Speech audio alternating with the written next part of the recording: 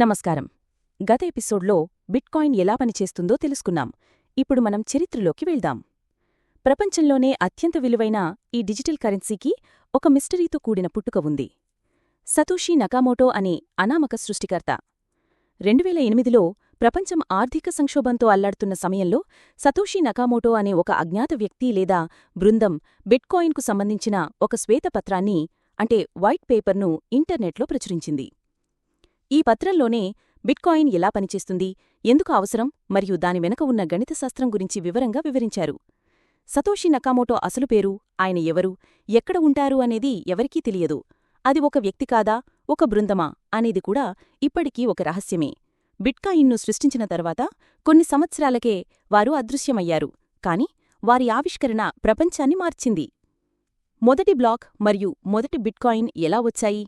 సతోషీ Nakamoto 2009 జనవరి 3న bitcoin నెట్వర్క్ను ప్రారంభించి మొదటి బ్లాక్ను మైనింగ్ చేశారు. దీన్ని జెనిసిస్ బ్లాక్ అని పిలుస్తారు. ఈ బ్లాక్లోనే ఒక ఆసక్తికరమైన సందేశాన్ని కూడా ఉంచారు.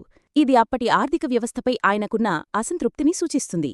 మరికొన్ని బిట్కాయిన్లు ఏ విధంగా సతోషీ నకామోటోసో వచ్చాయి అంటే, ఈ జెనిసిస్ బ్లాక్ తర్వాత మరికొన్ని బ్లాక్లను మైనింగ్ చేశారు. దాని ద్వారా మరికొన్ని బిట్కాయిన్లు వచ్చాయి. బిట్కాయిన్ చరిత్రలో ఒక మరచిపోలేని సంఘటన ఉంది. 2010 మే 22న ఫ్లోరిడాకు చెందిన లాస్లో హన్యేజ్ అనే ఒక ప్రోగ్రామర్ 10,000 బిట్కాయిన్లు ఇచ్చి 2 పిజ్జాలు కొనుగోలు చేశారు. అప్పట్లో ఆ 10,000 బిట్కాయిన్లు విలువ కేవలం కొన్ని డాలర్లు మాత్రమే. కాని ఇప్పుడు వాటి విలువ $1 బిలియన్, అంటే సుమారు 9,000 కోట్ల రూపాయలు.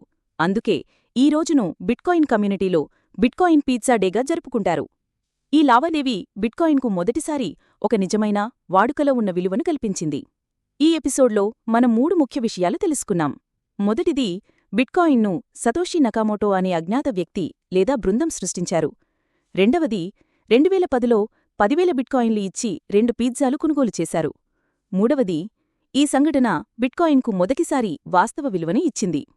బిట్కాయిన్ సృష్టికథ చాలా అద్భుతంగా ఉంది కదా.